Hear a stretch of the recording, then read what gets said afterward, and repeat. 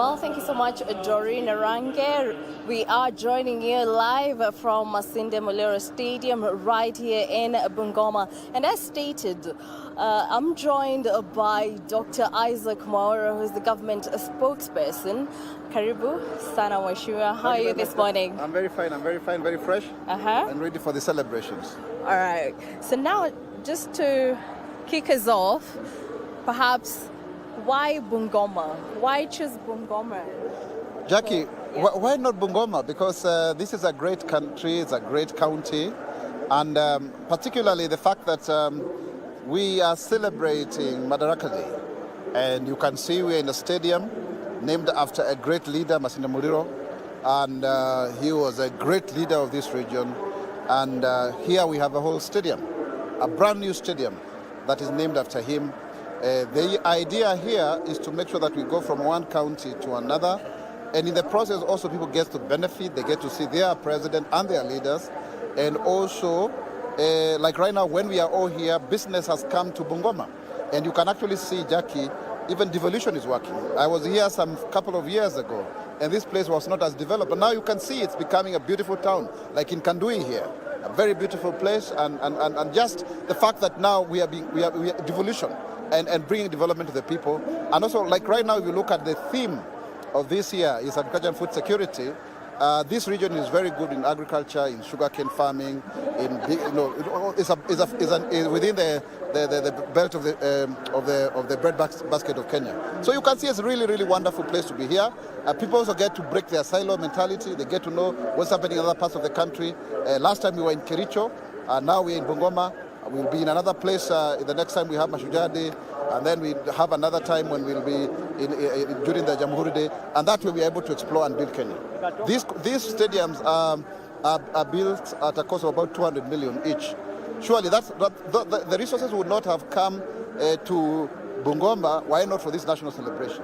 After we leave, it's a facility that can be used now for sports, offices even.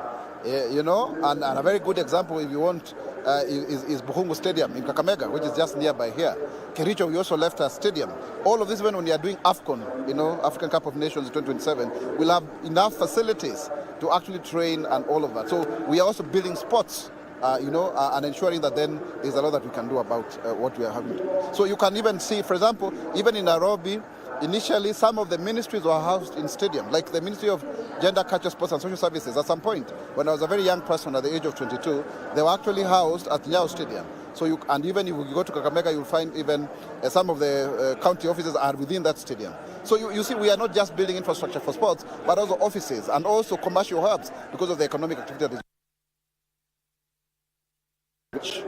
People then have proper sitting arrangements, water view, and also you never know how these facilities also will spring up great athletes, great sportsmen that also will earn a lot of money and even more of our youth get to be employed. So it's a very important aspect of our country's development.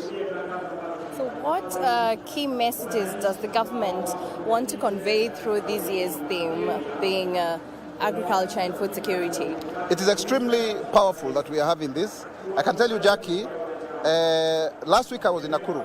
My office was in Nakuru on an official tour, and we were able to see, for example, the growth of pyrethrum, the issue of canola, the issue of sunflower. There is absolutely a lot of potential, immeasurable potential when it comes to agriculture. Agricultural revolution is what built Europe, and it led to industrial revolution. Now, we also need to have an agricultural revolution here in Kenya, and that is why we have one of the 5 pillars. If you look at the jobs in Kenya, up to 80%, at some point were from agriculture. Now it's at 56%, so that you have, half of this directly and half indirectly. And now we are doing value chains. We are looking at how to improve value chains, and sugarcane is one of them. So it is extremely important that we have this thing, because the multiplier effect of creating jobs, of creating industries through agriculture is amazing. And then now you combine that with the digital superhighway and the creative economy, in terms of even markets, online access and all of that. So these two kinds of revolutions are using AI, the fourth industrial revolution. So we are the first and the fourth, In between, there is industry. In fact, first, second, and the fourth. Absolutely amazing for the development of this nation. And so that, therefore, then when we come here, we are buttressing by saying, yes, there is power on the ground, is vibrating, is reverberating with the people, because they are the ones who are doing these kind of economic activities, and with them, then they are the building blocks to the greater picture that we have of the country, so that we can also be having full sustainability. You know very well, sometimes a year ago or so, there was a very serious concern about lack of food, basic commodities like unga. Even the people here really like to eat ovosoma, So now it's not a problem, because one packet, 2 kgs, is now at 100, and as we promised, we've been able to multiply the production of bags from 40 million to about 61 million, and we have a target of 72 million by the year 2027, so that then every month we are consuming about 4 million bags of maize, and so therefore this kind of focus therefore helps us to ensure that we attain that goal, and so that we can actually feed the nation.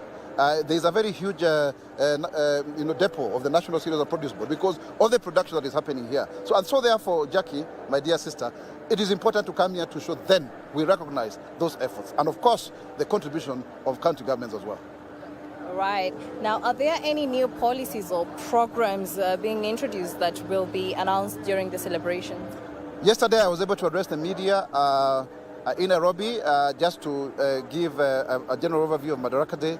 But the number one spokesperson of the Republic of Kenya is none other than His Excellency the President of the Republic of Kenya, William Samoei Ruto, and he'll be giving more information and addressing the nation of the milestone that we have made, and also what is it that we are going to do going forward. Why is it important, for example? Because you can see there is agreements that were made when he visited the US last week, and some of them is like, for example, production of textiles. And so therefore the idea of cotton growing is extremely important. So he'll be making those pronouncements going forward to give a track record of where we are in terms of agriculture and food security, but also then what needs to be done going forward. Remember, in our manifesto, the Better Plan, we have milestones. Now, by April, we've done 18 months. So of course he'll be giving a scorecard as a plan track of what we're supposed to do now, embedded within the medium-term plan 4 of the Kenya Vision 2030. All right, you've talked about looking forward, perhaps beyond the celebrations. What are the government's long-term plans for improving agriculture and food security in Bungoma County?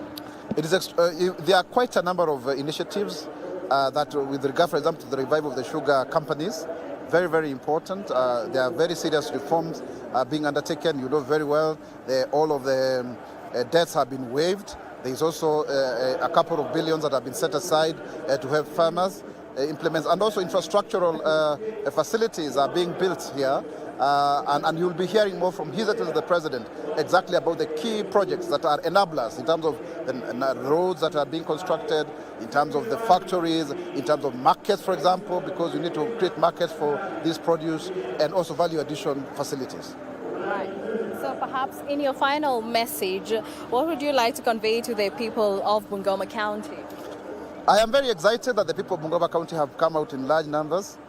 Some of them, I've even told that they came here, they wanted to sleep in the stadium, and that shows a true spirit of patriotism.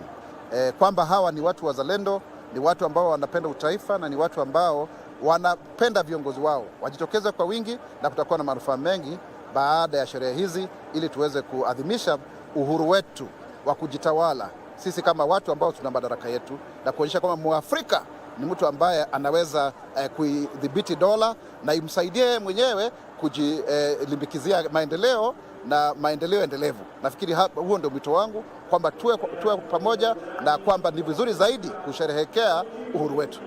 All right then. Well, there you have it, Doreen. That is the government spokesperson, Dr. Isaac Mwaura, and we shall be keeping tabs on what's happening right here at the VIP entrance. As you can see on my far left, the upcoming will be the parade formations from various groups of the military. At the same time, that includes the Kenya Defence Forces, the National Police Service, the Kenya Coast Guard Services, the Kenya Prison Service, the Kenya Wildlife Service, the Kenya Forest Service, the National Youth Service, Bungoma Law Enforcement Unit, Defense Forces bands and call of drums. Well, we shall be keeping you updated on what is happening right here from Masinde Muliro Stadium in Bungoma County. Back to you, Doreen.